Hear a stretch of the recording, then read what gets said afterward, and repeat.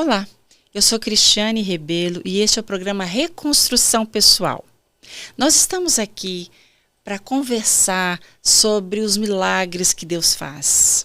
Esse é um momento de conhecer pessoas, de ver como Deus está fazendo nas vidas aí dos nossos irmãos, dos nossos amigos, porque Ele é um Deus fiel. Ele é um Deus de libertação, Ele é um Deus de graça, é um Deus que intervém na nossa história. E nós vamos agora para a segunda parte desse depoimento tão avassalador da bispa Vanessa Adassa. E ela vai continuar contando a sua história neste segundo momento. Bispa, obrigado por continuar conosco, obrigada por estar partilhando essa história de libertação, essa história de amor, essa história de cura. E essa história de transformação e de modificação de uma família. Sim, toda uma família. Toda uma família onde Deus mudou o cenário, é o Deus que intervém, aquele que fez uma intervenção única e precisa na vida de vocês, na vida da sua família. Sim. Então, vamos lá? Vamos lá. Nós paramos naquele pontinho onde Deus falou com você, te chamou, te disse para abandonar tudo e agora o inimigo se apresenta.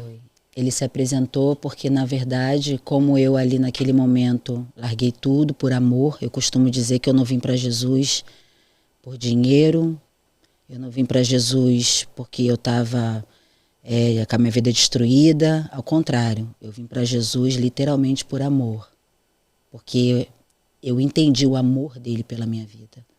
Eu precisava daquele amor, eu precisava me sentir amada, né?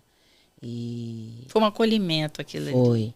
Então, assim, tem muitas pessoas que elas vêm na dor, vêm não julgando, né? Que a gente, cada um sabe, Deus sabe de cada história de cada um, mas no meu caso foi literalmente ao contrário, foi por amor literalmente, porque eu tive que renunciar muito dinheiro, muito contrato, muitas bandejas, muitas coisas que estavam num gatilho. Eu tive que ter muita coragem para enfrentar tudo e a todos e dizer não. E ser considerada como maluca, como desequilibrada, como tudo de ruim que você possa imaginar. Daí, eu já estava namorando meu ex-marido, meu marido, né? Mas só para eu entender, nessa experiência que você teve, quando você disse que o inimigo se apresentou, foi corpóreo? Na sua frente, foi espiritualmente. Você conseguiu ver? Eu consegui ver pela primeira vez. Eu tinha, assim, lá na minha família, todo mundo tinha muitos dons. Então, assim, de madrugada na minha casa era doideira total. A minha mãe saía do corpo dela, a minha tia se levantava e o cavalo batia na sala. A roupa. Chamada viagem astral? Não, são manifestações espirituais. Satânicas que acontecem. A minha mãe, ela saía do corpo dela para falar com os espíritos mortos. E ela ficava diversos tempos e a gente tinha que ter todo um trabalho com ela para ela voltar, senão ela não conseguia voltar para o corpo dela. Então ela saía e não era assim, foi lá, igual o pessoal fala, fiz uma viagem astral, fui e voltei. Não era isso. Não. Ela saía todos os voltava. Espíritos vinham falar para ela o que precisava, para falar para a família, para falar tudo o que queria. Ela fazia toda segunda-feira o ato dela de acender a vela para as almas e fazer tudo para as almas. Todas as almas vinham até ela. Ela era um canal das almas para falar para as famílias. Então, quando ela deitava, ela saía do corpo dela e não conseguia mais voltar. E assim, na minha casa, todo mundo tinha uma... Eu costumava falar que todo mundo tinha um negócio bem pesadinho. A única que era normal era eu. Porque eu não tinha dom nenhum na minha casa. A minha avó tinha muitos dons, meu tio então era dotado de dons, minha mãe saía do corpo, a outra... E eu era a única normal. Quando eu me converti, que eu aceitei Jesus, meu Deus do céu. Aí os seus dons apareceram. Deus fez assim, ó. Brum. Aí quando eu vi pela primeira vez o inimigo Foi aterrorizante. Eu nunca tinha visto aquilo na minha vida. Foi uma coisa aterrorizante. Eu acordei, quando eu acordei, eu vi um homem todo com a capa preta, com o chapéu preto, com o negócio preto e um olho esbugalhado branco, assim, olhando para o meu rosto. E quando eu me levantei, ele se encostou atrás de mim. E eu comecei a ficar com falta de ar, e aquilo começou a me sufocar, me sufocar, me sufocar, me sufocar. Eu tentava falar com a minha mãe, fui no quarto da minha mãe ajoelhada. Minha mãe não acordava por nada. Aí eu lembrei que a minha mãe tinha um radinho que ficava no quarto dela com uma oração do pastor na madrugada, toda madrugada. Aí eu deitei do lado do radinho, com falta de ar, e aquele demônio encostado assim no meu corpo, e eu sentindo uma pessoa no meu corpo aqui, encostada em mim, e eu fazia assim: me larga, me larga, me larga. E aquilo me sufocando.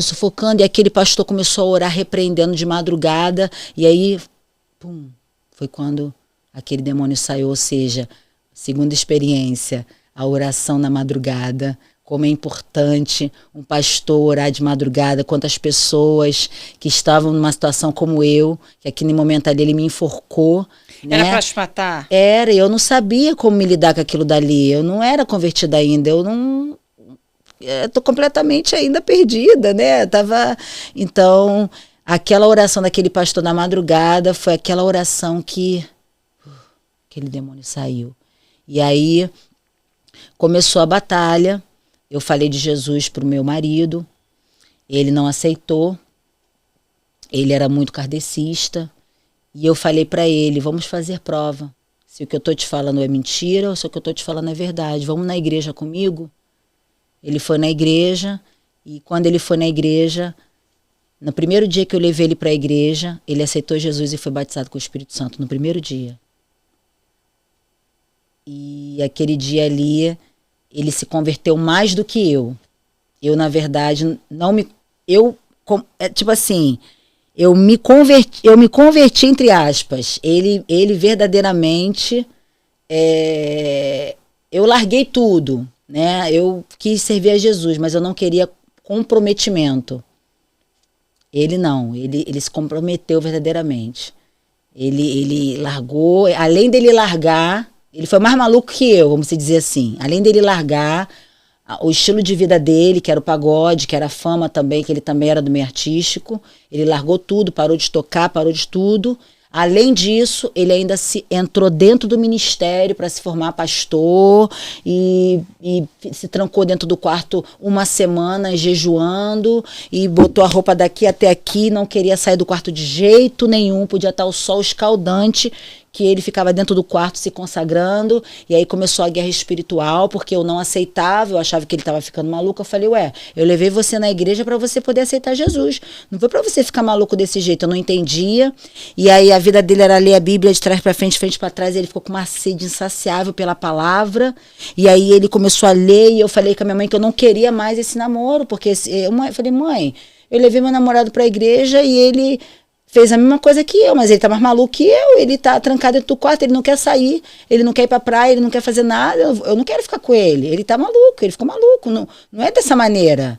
Eu falei: Jesus é dessa maneira? Para servir a Jesus tem que ser dessa maneira? Eu não estava entendendo ainda direito. Não estava entendendo, né? Uhum.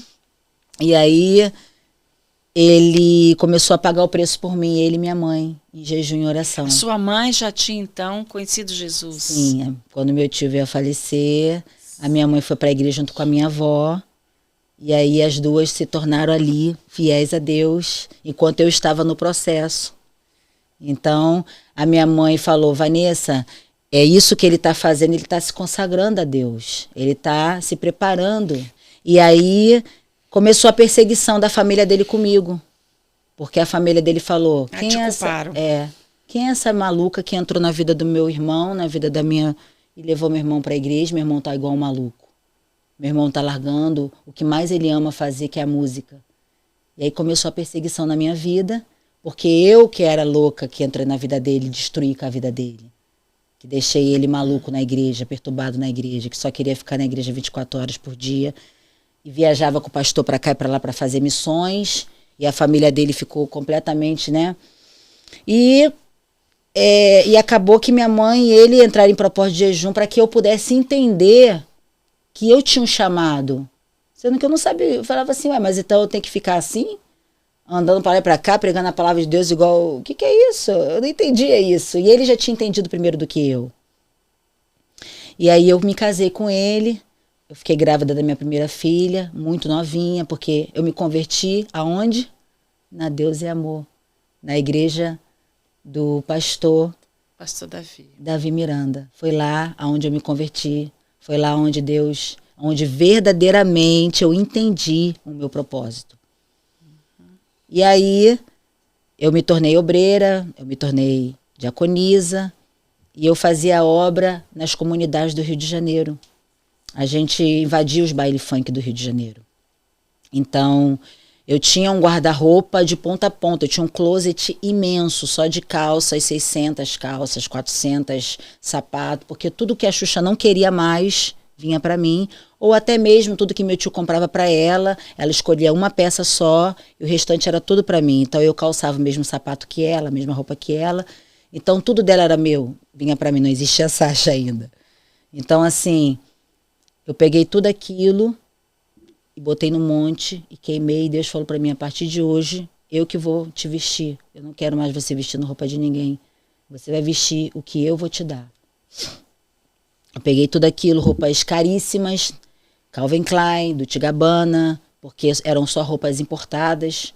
Então, eu peguei tudo, o que não servia para mim, não servia para ninguém. Eu queimei tudo no monte e andava com a roupa da minha avó. A minha avó, ela só andava com roupas muito brega, muito florida. E era com aquelas roupas ali que eu ia para a igreja com a Bíblia na mão.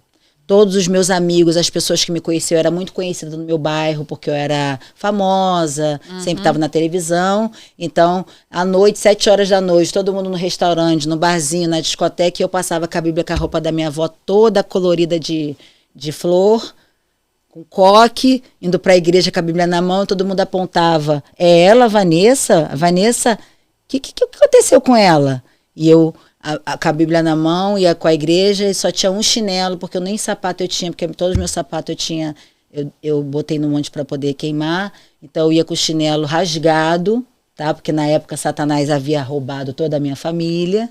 A gente ficou na miséria. E era dessa maneira que eu ia para a igreja, Marcelo com terno marrom, todo apertadinho, até para andar, ele tinha que andar dificultosamente andando, porque o terno era muito apertadinho, ganhado também. 2 números a menos, né? E eu com a roupa da minha avó. E foi dessa maneira que a gente começou a obra. E esse nosso pastor era um pastor muito conhecido da Deus e Amor, que era o ex-traficante da metralhadora, muito conhecido no Rio de Janeiro, veio a falecer ano passado, mas ele era muito conhecido. Ele começou a levar a gente para fazer missões em muitos lugares. Então a gente era discípulo dele. Então a gente começou a orar, era 4, 5 horas de oração por dia, que a gente fazia, era sinais, prodígios e maravilha, câncer saindo, a gente via coisas sobrenaturais acontecendo. E a gente começou a invadir baile funk. Nós abrimos uma igreja lá no topo do morro, onde não tinha ninguém, lá no topo do morro. E foi lá nesse topo do morro que a gente começou o ministério junto com esse nosso pastor. E o Marcelo, meu esposo, pegava as pessoas de cadeira de roda, pegava as velhinhas, pegava as irmãzinhas. E era dessa maneira, uma escada da Penha, que a gente subiu com uma barriga enorme da minha primeira filha, bolsa. E a gente subia aquela escada que não tinha fim, lá no topo do morro.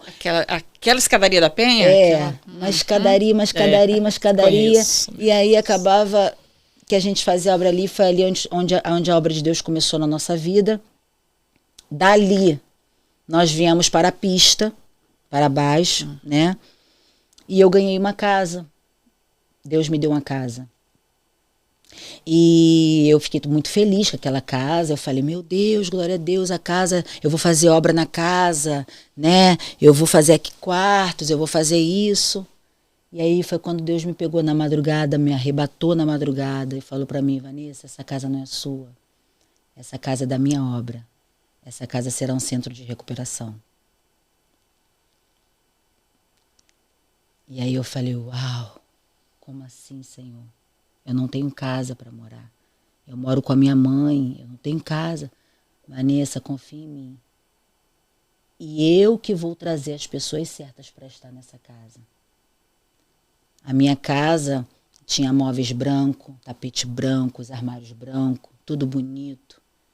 E aí, quando eu fui ver, eu estava morando com 40 pessoas dentro de uma casa.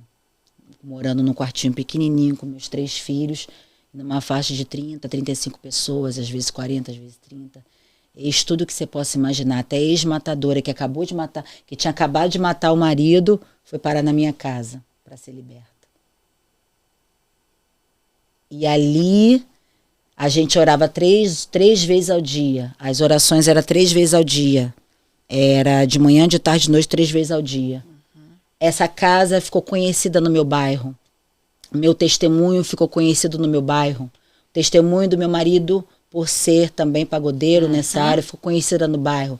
As pessoas, elas tocavam na minha casa de madrugada para pedir oração. Era milagres e maravilhas que acontecia.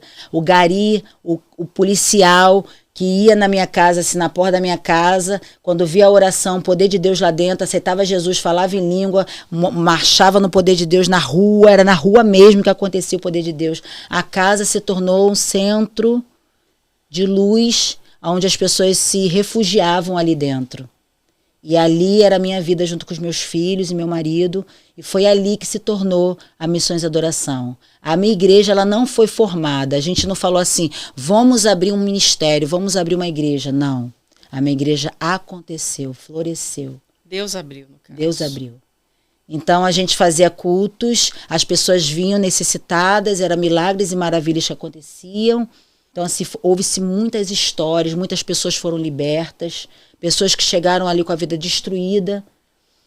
E aquela casa ali ficou muito conhecida, os cultos começaram a acontecer, as pessoas ficavam do lado de fora, não tinha mais como obter pessoas dentro da casa, e foi quando a gente foi para um lugar maior, e dali um lugar maior, e dali um lugar maior. E foi quando tudo Deus providenciando assim, milagrosamente. Os lugares. A gente viveu com 35 pessoas dentro de uma casa, vivendo da fé, onde as pessoas vinham com hambúrguer para dar pra gente, ovo para dar pra gente, arroz, feijão. A gente vivia todos os dias de fé em fé, de glória em glória. Tinha dias que a gente não tinha nada para comer, a gente orava a Deus de tarde e aí vinha o milagre. Então a gente conseguia ver o milagre de perto. O que é você viver do maná de Deus dia após dia? E a partir daquele momento ali, Deus falou para mim, eu agora vou te separar. Eu vou começar um tempo na sua vida, aonde eu vou te levar para a África e aonde você vai ter novas experiências com nações.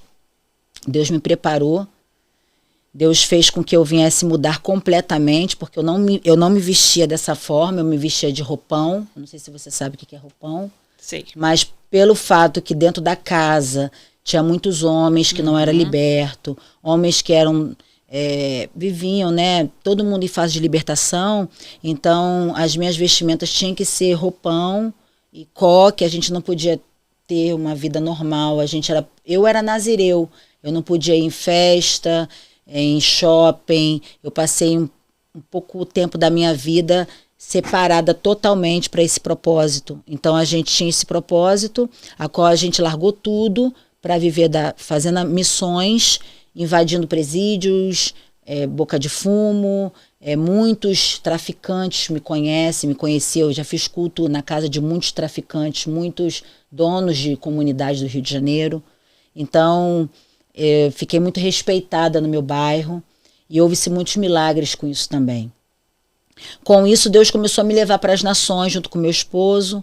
Nós começamos a ir para a Europa, Estados Unidos, África, e abrimos um ministério na África com crianças, onde a gente dava comida, alimentação, Bíblia, estrutura. E aí Deus arrancou a gente do Brasil e nós fomos morar na África. E aí na África nós passamos a na África, houve-se uma grande rebelião na África, a Igreja Universal foi atacada, os pastores da África pegaram os pastores brasileiros, arrebentaram com eles, expulsaram eles de dentro da própria casa, tomaram a Igreja da Universal, isso foi parar no presidente da República, O Jair Bolsonaro teve que mandar um diplomata para a África para poder salvar os pastores que estavam lá. Eu estava lá incluída dentro desses pastores. Eu me lembro das notícias. Fretaram um avião para a gente teve que sair da África fugido para o Brasil. Foi muito difícil. Todo mundo da internet me acompanhou a minha aflição. Meu filho ficou com um buraco desse tamanho na cabeça. Meu marido ficou com um buraco desse tamanho no corpo. A gente não sabia o que era, porque na África tem muitas doenças que não são ainda... são desconhecidas para a gente, inclusive, né? E foi através da oração, o povo da internet juntamente comigo orando, meu filho foi curado. Aquela enfermidade era um bichinho que comia a cabeça dele, e era um bichinho que comia a cabeça do meu esposo, né? A barriga. Era uma bactéria carnívora? Uma bactéria carnívora. E aí Deus curou, a gente viu a manifestação de Deus, e aí nós fomos para o Brasil. E nós chegamos no Brasil, meu esposo teve duas de uma atrás da outra e ficou muito mal entre a vida e a morte. E a obra de Deus continuou, a igreja continuou no Brasil, a igreja continuou na África. E quando veio agora, ano passado, eu perdi meu esposo, eu fiquei viúva, com 3 filhos, 25 anos de casada, 20 anos de casada, né? E com toda uma igreja, com toda uma história, né? Com todo um legado. Eu tenho 20 anos no altar, Deus me chamou com 18 anos de idade, sendo preparada desde pequena para esse chamado. E isso foi uma catástrofe na nossa família, na nossa vida. Meus filhos foram nascidos e criados na igreja, não só na igreja, mas na obra missionária. Meus filhos foram participantes de estar fazendo a obra na África. Então são... Eles estavam com vocês o tempo todo? Sim, o tempo todo. Então são crianças forjadas, assim, no na fogo. Luta. Sabe aquele que a gente diz, o forjado no fogo? É aquele luta. Que passou Sim. E foi moldado. Sim. Literalmente moldado. Sim. E eu escrevi 3 livros. Eu escolhi viver, que é o meu livro do meu testemunho. Você trouxe algum? Não, porque acabou tudo na África. Eu vou ter que fazer aqui. Não, eu trouxe. Era para a gente mostrar para o pessoal, que eles vejam. Então, se acabou tudo, não tem para vender em lugar nenhum? Não, eu tenho aqui. Eu só não tenho o do meu testemunho. Mas eu tenho Autoridade sobre as Trevas. Deixa eu ver. Que eu falo sobre a questão da África. Autoridade sobre as Trevas. Que eu falo sobre muitas experiências da África. Na mesa. Dá para ver? Eu falo sobre a questão das trevas, que muitos cristãos, né, que precisam entender mais sobre isso. Maldições hereditárias, né, pactos e muitas outras coisas mais. Eu tenho Autêntica, Descubra a Mulher que Existe Dentro de Você. Né? Aqui eu tô tentando acertar ali enquanto o diretor brigando aqui comigo, que eu tô conseguindo acertar o foco dele, porque eu quero que as pessoas vejam. Isso, Autoridade sobre as Trevas, é esse aqui. Esse livro ele fala muito sobre muitas experiências sobrenaturais com o mundo espiritual, onde a pessoa precisa entender, você é psicanalista, né? Eu também, pela misericórdia, sou psicanalista, e a gente sabe que a pessoa precisa ter a consciência e entender o que ela precisa se libertar. Enquanto ela não entender e tiver essa consciência, nada acontece. Nada sai. Então, esse livro, ele traz para a pessoa a consciência do que é o reino das trevas, para ela poder entender, ela poder lutar, ela poder compreender a autoridade que ela tem sobre o mundo espiritual. Então, isso aqui entra como um manual também. Manual. Eu botei bem fininho, disso. Justamente porque assim, né? Não gosto de livro grosso. Não gosto de ler livro, mas eu botei um manual. É isso aqui, ó. É esse caminho aqui, faz isso daqui. Sabe? A pessoa que está sendo muito assolada, depressão, opressão, malignidade, pessoas que têm sonhos, não conseguem entender porque que a vida não flui, que não consegue se libertar, prostituição, ou seja, é um livro manual de instruções.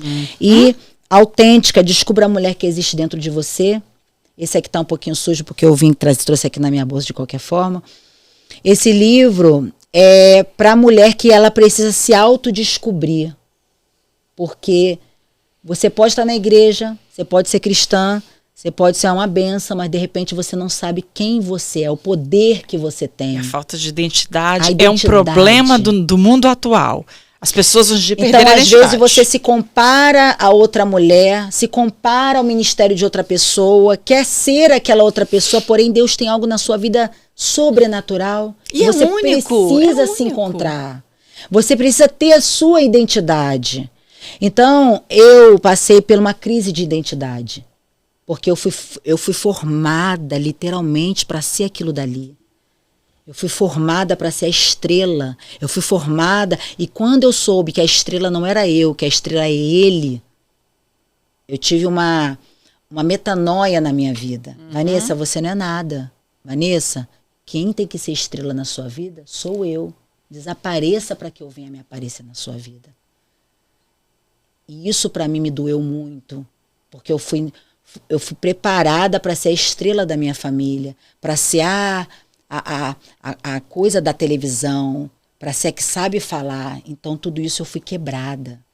Eu fui quebrada meu eu, quebrada a minha personalidade. Quer dizer, você saiu, era a menina linda, que tinha roupas lindas, que tinha... para sair vestida com a roupa da sua avó e um coque. E depois, isso daí já quebra. E depois para ser vestida com pano de saco. De saco. Para vestir roupa turbante, roupa porque na África eu prego desse jeito, né? Eles só te aceitam você pregar assim. Sim, se você tiver com uma vestimenta como a deles, né? Que eles se identificam. Vanessa, nós terminamos aqui falando da sua perda, da questão do seu esposo. Difícil, não? Porque, mais uma vez, o chão abriu, não foi? Nossa, assim, eu não desejo isso pra ninguém. Foi assim... Eu, na verdade, eu não tenho nem palavras para falar, assim, isso que aconteceu na minha vida. Porque... você construir um castelo de 20 anos com uma pessoa, toda uma história, e de repente desmoronar tudo de uma hora para outra, é uma coisa que é muito complicado. Assim, as coisas de Deus é um pouco complicado a gente entender, né? Moisés lutou pelo povo de Israel e no final não entrou na terra da promessa. E Josué deu continuidade à história, né? E entrou com o povo. Então, assim, existem mistérios que a gente só vai entender naquele grande dia. E isso, para mim, foi difícil aceitar, não foi fácil. Eu entrei em muitas crises pessoais, que a gente não é perfeito. Não é porque eu sou bispa que eu tenho toda essa experiência, mas a gente tem nossas dores. E Deus, ele está recomeçando uma nova história comigo, com meus filhos aqui na América. Eu vim para recomeçar, para Deus virar a página da minha história. Logicamente, sabendo que eu tenho um legado, sabendo que eu tenho uma história, não abandonando a minha história, mas dando continuidade. É que é um outro momento agora, né? É um momento literalmente de reconstrução. Vocês vão reconstruir, você vai reconstruir, você... Vanessa, agora Vanessa sem o seu marido, Vanessa mãe sem o pai daqueles meninos e os seus filhos sem o pai. Então, quer dizer, olha a sucessão de coisas, quanta reconstrução disso aí, ainda passando por todas as fases do luto, que Deus do céu. E assim, meu ex-marido, ele foi um grande homem de Deus. Ele ganhou praticamente o meu bairro inteiro para Jesus. Ele tem um legado assim incrível no Rio de Janeiro. Ele é muito respeitado.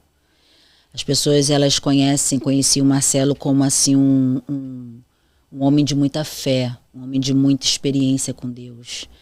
E o testemunho dele impactou todo o meu bairro. E não só o testemunho, mas a fé, as pregações. Então o Marcelo, ele deixou um marco muito, ele deixou um discipulado, um marco muito grande em mim, nas crianças. Meus filhos, eles são muito arregados, eles são muito fixados na palavra, né? Por mais que foi dolorido pra gente, os meus filhos, eles se tornaram muito fortes, isso fortaleceu muito a nossa família, né? Porque o Marcelo ele era um homem de muita fé, de muita convicção. Então, se você chegar no Rio de Janeiro e perguntar para qualquer pessoa, você vai ver que as pessoas respeitam muito ele. Nossa, o apóstolo Marcelo Harada, ele era um grande homem de Deus. Então, assim, a gente tem esse legado, a gente vai continuar com esse legado. A gente tem uma história, a gente salvou muitas almas, muitas vidas, a gente fez casa missionária, a gente construiu muita coisa, muitas pessoas da África, parou a África com a morte dele. Então, assim, a nossa história vai dar uma continuidade, né? E hoje eu tô me fortalecendo a cada dia, né? Eu dei uma parada, que eu cuidava de muitas mulheres, meu ministério era muito acelerado, então eu dei uma parada para cuidar de mim, dos meus filhos. Precisa de um tempinho. Sim. Agora, o seu momento de reestruturação. De reestruturação. Né? A gente precisa, como as feridas, Sim. as feridas da alma, elas são como as feridas do corpo. Sim. Precisa de tempo Sim. para cicatrizar. E o mais engraçado disso tudo é que ele já sabia que ele ia morrer novo. Ele já me preparava desde nova para isso. É até engraçado eu falar, meus filhos até riem com isso, que ele falava pra gente se preparar, que ele ia falecer novo e que o chamado dele aqui na Terra era para ser um Marte. Que o sonho dele era ser um Marte. Ela fazer o propósito de Deus e ir embora, que ele não era daqui. Então, assim, Deus honra as alianças que ele faz, os acordos que ele faz. E a gente pensa, mas por quê? Mas por quê? Qual foi o acordo que Deus fez com ele? O acordo ministerial, o acordo interno, né? Dele, então, Deus. Assim, a gente ria, a gente brincava, a gente falava assim, meus filhos, Marcelo, deixa de ser louco, para de besteira, para de loucura, Marcelo, que você vai morrer novo o quê? Vanessa, eu sinto que eu vou morrer novo, eu sinto que Deus vai me chamar novo, eu sinto que eu vim cumprir meu chamado, eu sinto que eu vou embora.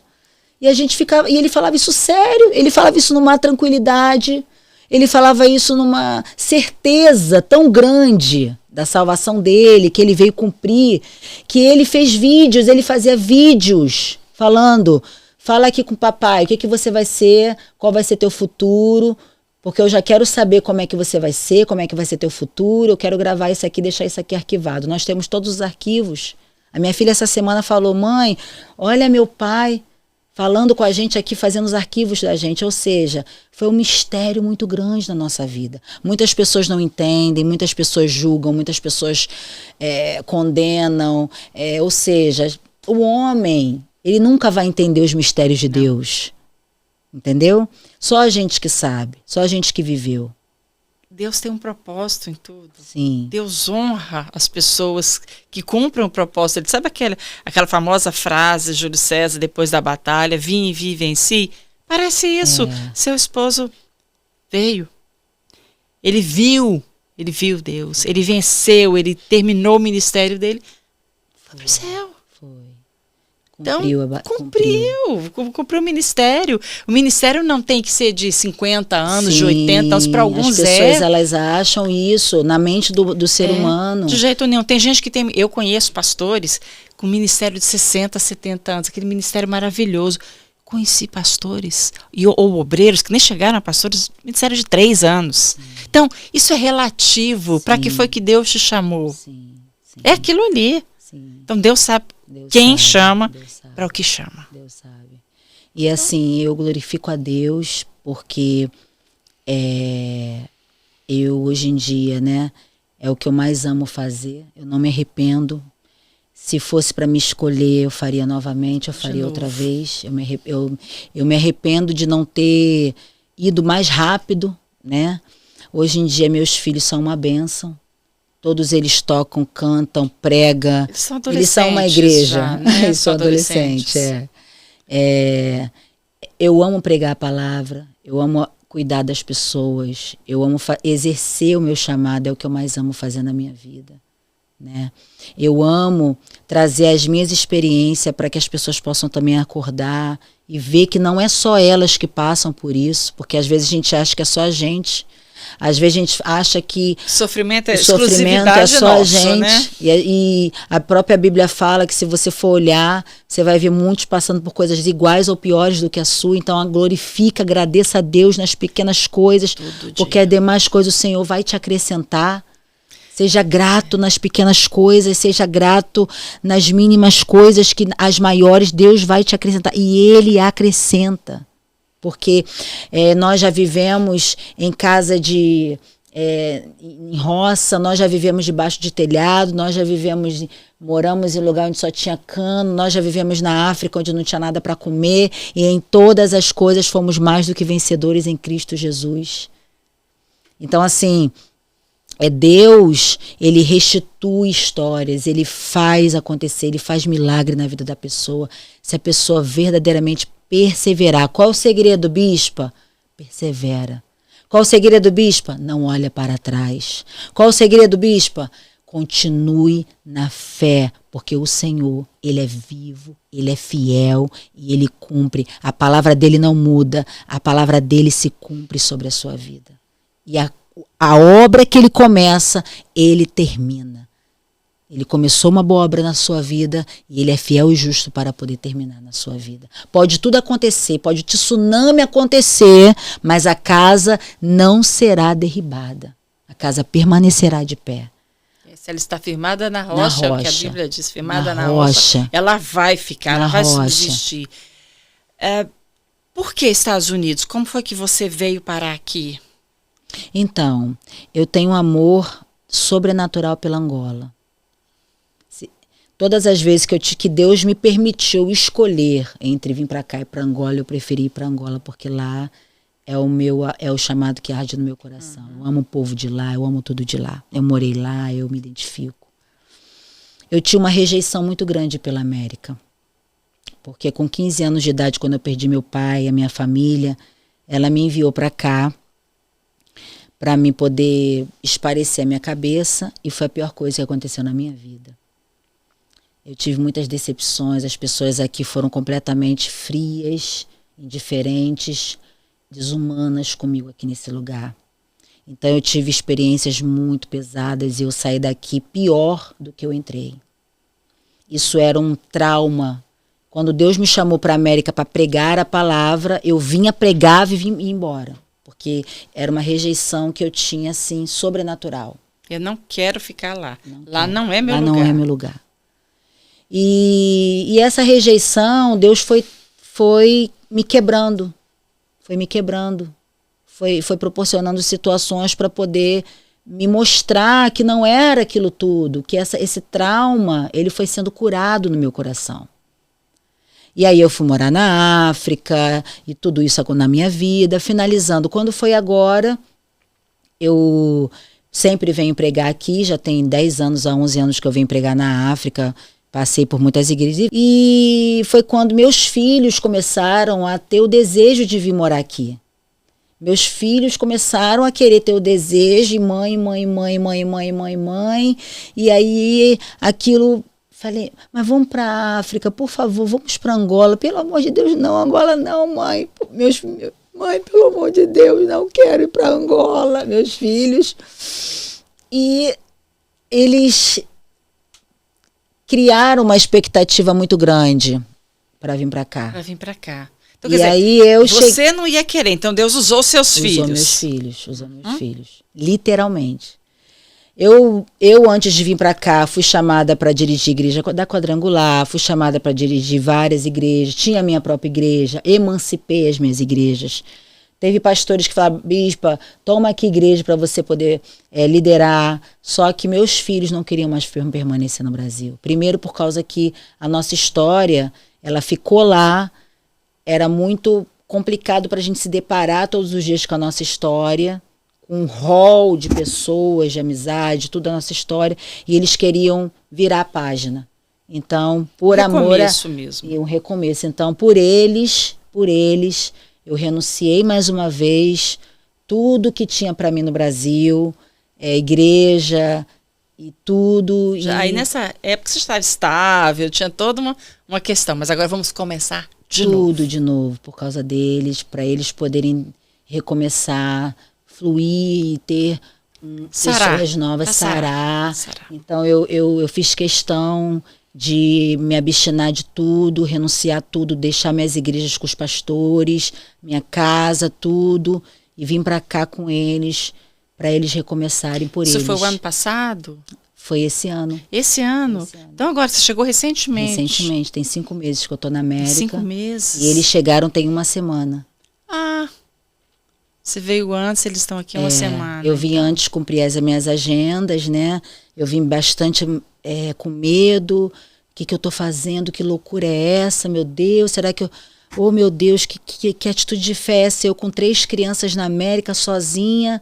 É muita fé, abandonar tudo, abandonar minhas igrejas, abandonar tudo e vir. E meus filhos, mãe, pelo amor de Deus, mãe, por favor. E eu ligava para eles, eles chorando, mãe, a gente quer para ir, mãe, não, a gente não quer mais ficar aqui. Aqui relembra o meu pai, relembra a nossa história, a nossa igreja.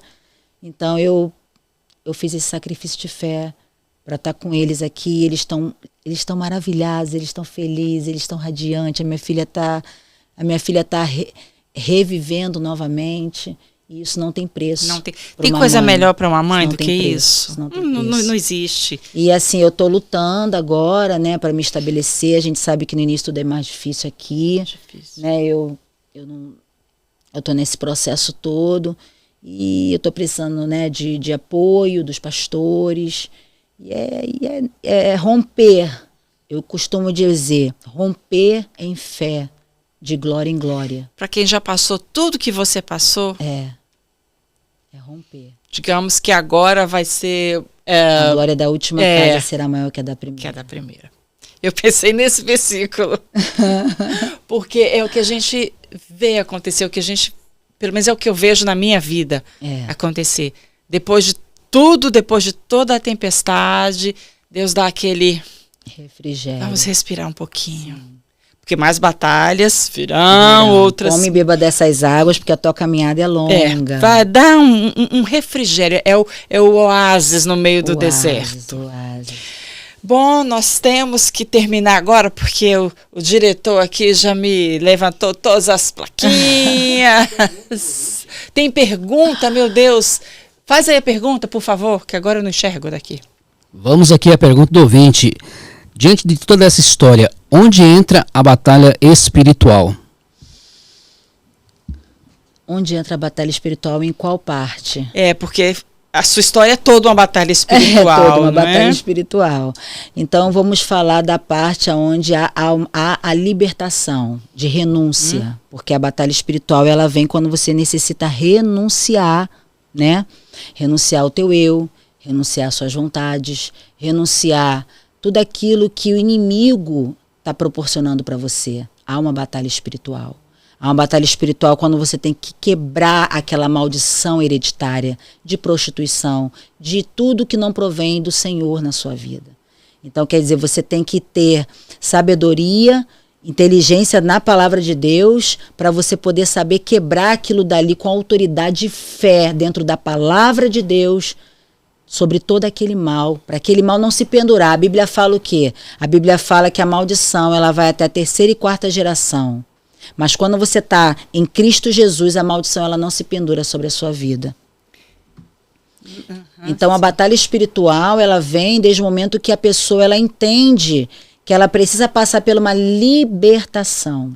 E quando você é liberto das garras de Satanás, você é livre.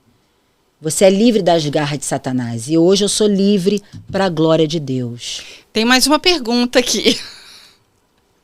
Quando você fala de batalha espiritual, de guerra espiritual, quais são as armas que nós temos que usar? A melhor arma na face dessa terra que me libertou e que até hoje eu uso ela é o jejum e a oração.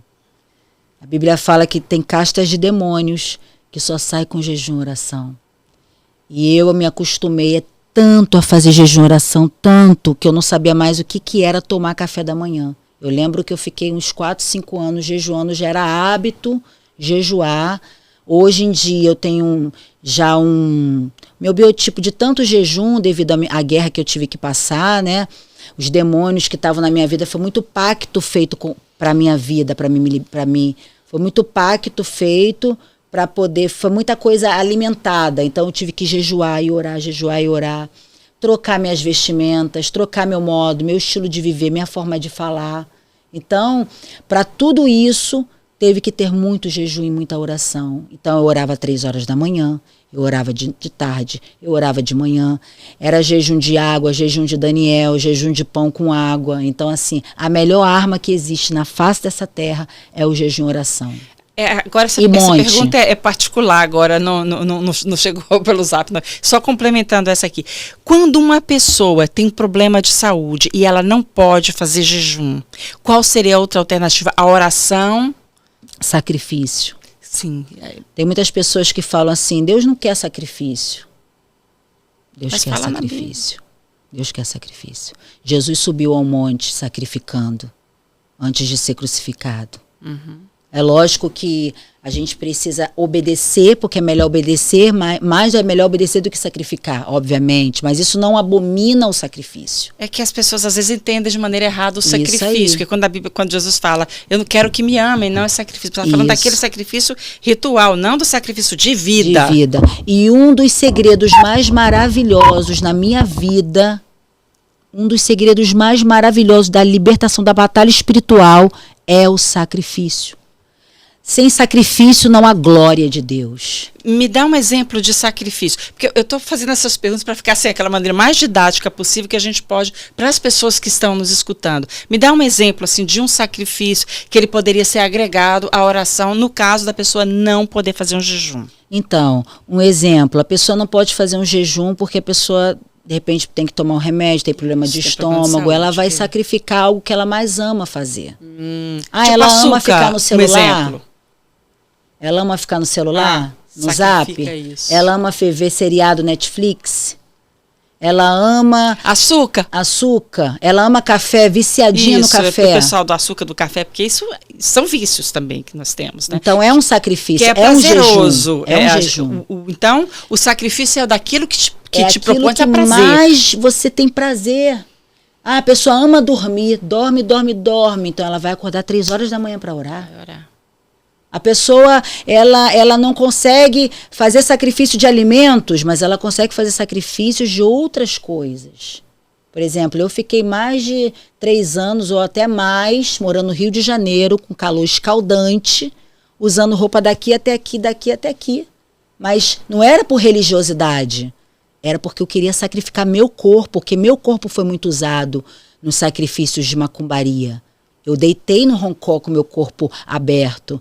Então Deus me exigiu um tempo da minha vida eu ficar toda tapada. E não foi religião, foi sacrifício de santificar o meu corpo. E com calor escaldante, eu suando, e eu toda tapada. Por quê? Porque naquele momento ali, era o momento de eu sacrificar. E existe o momento de você sacrificar, de você plantar e de você colher. Hoje, Deus me dá a opção de eu botar um vestido, de eu botar uma roupa, de eu ir numa praia. Isso não é pecado. Sim, porque isso já passou. Aquele momento ali já foi. Porque houve esse momento da libertação, do sacrifício. Porque o sacrifício tem que acontecer. As pessoas, às vezes, elas vão para a igreja, mas elas não querem sacrificar.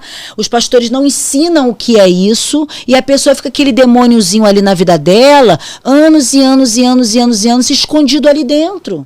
As pessoas não querem abrir mão de nada. Não abre mão de nada.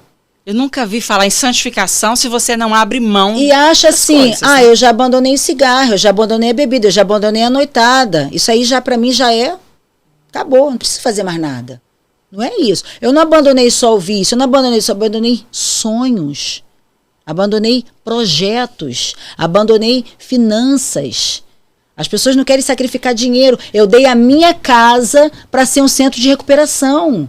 A casa que eu poderia ter feito 3 andares, mansões, filhos, que eu tenho filhos, eu peguei a minha casa e falei, toma. E não foi só casa, não. Eu dei 2 carros para a obra de Deus. Eu tinha um táxi, uma autonomia, que meu marido vendeu. Nós pegamos todo o dinheiro e investimos em material de construção para ampliar o centro de recuperação. Foram 2 carros e uma autonomia. Na época, o táxi, há 15 anos atrás, era muito dinheiro. Né? Então, assim, as pessoas hoje em dia elas não querem sacrificar no seu dízimo, sacrificar na sua oferta. As pessoas querem ser abençoadas financeiramente, mas elas não entendem que às vezes existe uma maldição ali hereditária de família, que aquela família que tinha miséria naquela família, problema de escassez, e ela precisa quebrar aquilo dali com sacrifício, com atitude. O dinheiro é o principal problema que eu vejo na questão de ninguém quer fazer sacrifício, dar dinheiro, ofertar. Quando você falou da importância, lá atrás, você falou da importância do sacrifício, do dízimo que você via lá atrás. Olha, eu posso falar uma coisa para você que isso é uma coisa que queima o meu coração. Eu fui nascida e criada dentro de um terreiro de macumba onde eu via meu tio pegar coisas de ouro, de prata, comidas maravilhosas, coisas caríssimas, joias caríssimas para as entidades. Das entidades coisa de joias caríssimas, champanhes caríssimas, coisas assim mirabolantes, do bom e do melhor. E era tudo oferecido. E quando eu me converti, uma das coisas que me chocou muito, me chocou muito e até hoje me choca. Eu sei. É porque as pessoas, elas servem a Deus, conhecem a Deus, vê o milagre de Deus e elas não têm a capacidade de fazer nada para Deus. E o mínimo que elas fazem, o pastor que está roubando, a igreja que está roubando, meu Deus, eu sendo ímpia, eu sendo ainda da feitiçaria. Entendi o valor. Eu entendia o valor do ofertar. O quanto no mundo espiritual isso é vivo. O quanto Satanás, ele faz coisas mirabolantes na vida. Tem pessoas que meu tio fazia espiritismo, né? Jogadores de futebol, pessoas da mídia que não são cristãos, que são feiticeiros, macumbeiros, mas que dizimam na igreja. E dizimam também na macumba, porque sabe o valor, o potencial que é a ofertar, o dizimar, o sacrifício, como é tremendo e poderoso.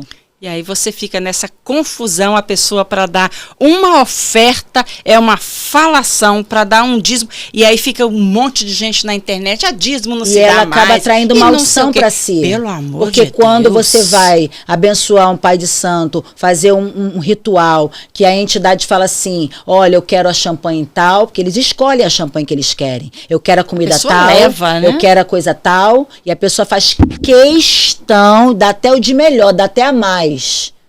E quando você chega na presença de Deus, as pessoas amarram a cara, as pessoas falam mal do pastor, o pastor é perseguido por causa disso, sendo que ele é o sacerdote pela Bíblia. Ele tem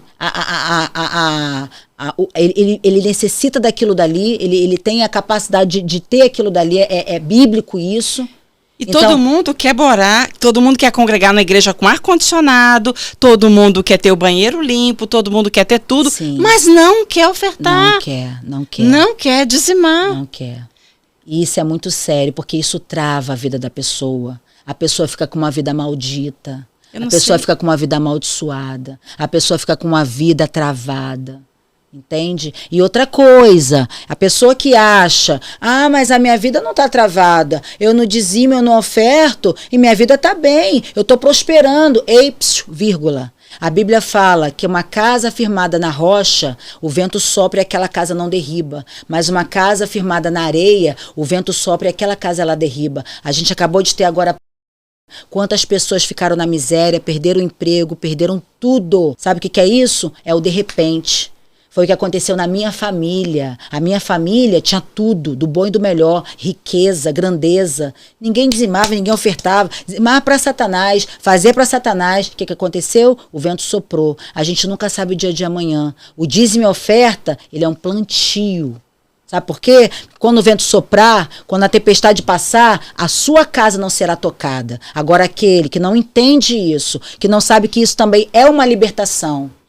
É uma libertação, é uma batalha espiritual. E quando você dizima, você fala assim para Satanás, Satanás, na minha vida financeira você não tem mais vez. Eu quebro essa maldição na minha vida financeira.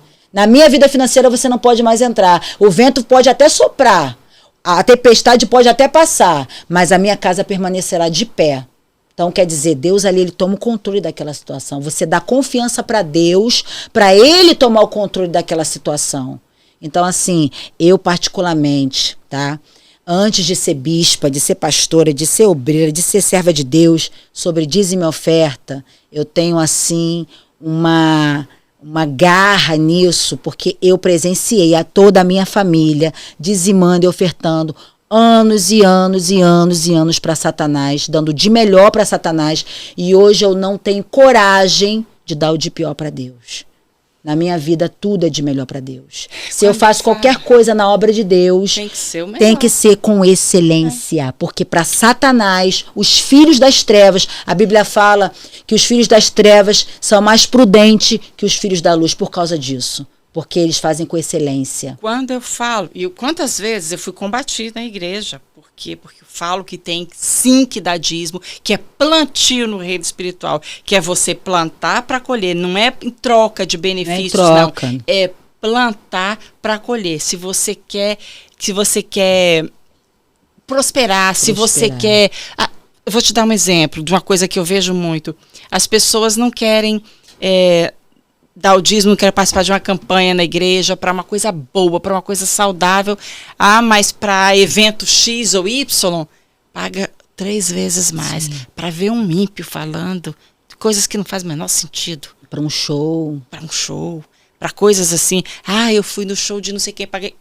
Não, até mesmo de cantor, gospel, não sei quem. Fazem isso honrosamente. Contando vantagem. Honra. E eu acho que as coisas de Deus, até para você dizimar lá na África, eles entendem o valor do dízimo e da oferta. Por isso que eu sou apaixonada pela África. Na África eles são abertos, eles entendem o valor do plantio, porque eles sofreram muito. E eles vão dançando dar o dízimo e oferta, porque para eles aquele é o momento mais importante. Dá com alegria. Eles dão com alegria. Eles vão dançando, eles vão fazendo dança, eles vão regozijando, que aquele momento ali é o momento que eles vão plantar e eles sabem que é Deus de Israel que vai suprir a vida deles. Então eles entendem o valor. Não interessa se é a oferta da viúva, se é a oferta do milionário, isso aí. de quem quer que seja. O problema é, a questão toda está no fidelidade. Que você dá, no que você dá, o que o seu coração está ofertando. O que você tem para Deus? O que você tem? E aí a grande pergunta é, o que você tem feito para Deus? O que as pessoas têm feito para Deus? Naquele grande dia ele vai falar, mostra, você me ama? Você me ama, né? Você abro mão dos meus sonhos, abro mão da minha vida. Cantar é fácil, né? Você me ama, mostra-me suas mãos, mostra-me suas obras. O que você faz por mim? O que você ajuda no meu reino? O que você faz para colaborar com o meu reino? Aí fica, eu não sei fazer nada. Orar, você sabe. Orar pela sua igreja, orar pelos seus pastores, orar pelo ministério. Contribuir, todo mundo pode também. Isso aí. Não pode aqui e ali, mas geralmente você tem condições de fazer Tive fome, isso. Não me deste de comer. Tive sede, não me deste de beber. Eu gostaria muito que às vezes eu fico dá vontade de sacudir, né? Povo, pelo amor de Deus, pensa um pouquinho. Pensa, só um pouquinho, só um pouquinho. É porque tudo que vai melhorar. As escamas, o inimigo, ele faz de tudo para a pessoa ela não abrir os olhos espirituais, ela não entender o segredo da vitória. Complicado. Então, muitas pessoas elas caminham como o povo de Israel no mesmo lugar. Até abrir, do lugar, né? até a ficha cair, até as escamas dos olhos cair e elas entenderem o segredo da vitória. Bom, antes que o diretor desligue a gente aqui, dizendo, já levantou todas as placas possíveis e imagináveis, antes que ele desligue a gente aqui. Olha, eu quero voltar, hein? Eu quero falar bastante coisa ainda. Muito obrigada pela sua presença, tá? Deus te abençoe. Você é muito bem-vinda aos Estados Unidos. Obrigada. E eu tenho certeza que aqui vai ser um novo tempo. Amém. Que Deus tem um propósito para a sua vida, para a vida da sua família, aqui também. Amém. Ele não leva ninguém, você sabe muito bem disso, para lugar nenhum, sem ter um plano para isso, sem ter um propósito nisso. Então, você é muito bem-vinda, que Deus restaure a sua família, que Deus reconstrua você, a sua família, que te dê um novo começo. Amém. E já está dando, em nome de Jesus. Amém. Já está dando. Tudo de bom vai se cumprir na sua vida também. Porque, afinal de contas, Tem o tempo de bonança, a gente passa muitas dificuldades, o vento sopra. Na verdade, Cristiane, teu nome? Isso. Cristiane, que eu sou muito ruim para nome, desculpa, tá? Na verdade, a vida do crente não é para permanecer na prova, nem para permanecer no deserto. A vida do cristão é simplesmente para passar, é um momento passageiro. Logo depois da prova, quanto maior é a pressão, maior é a vitória. Quanto maior é o deserto, maior vai ser a recompensa de Deus. O oásis está sempre ali na frente. E eu quero profetizar desde já para essa pessoa que está me ouvindo aqui agora, que a sua vitória vai ter sabor de mel. De repente hoje você está passando por momentos de dificuldade, momentos que eu não sei, só Deus sabe quando você deita no seu travesseiro. Mas eu quero dizer para você que tudo isso vai passar e você vai contar isso como um grande testemunho na sua vida e vai glorificar o nome do Senhor. Do mesmo jeito que eu estou falando aqui, você também vai falar e você vai ver a manifestação de Deus como vai ser poderosa e linda na sua vida. Eu profetizo que a glória da última casa será maior que a da primeira nessa situação. Você que ficou com a gente até agora, muito obrigada. Que Deus te abençoe, que te dê uma semana abençoada e até o nosso próximo encontro. E não se esqueça, Deus é fiel.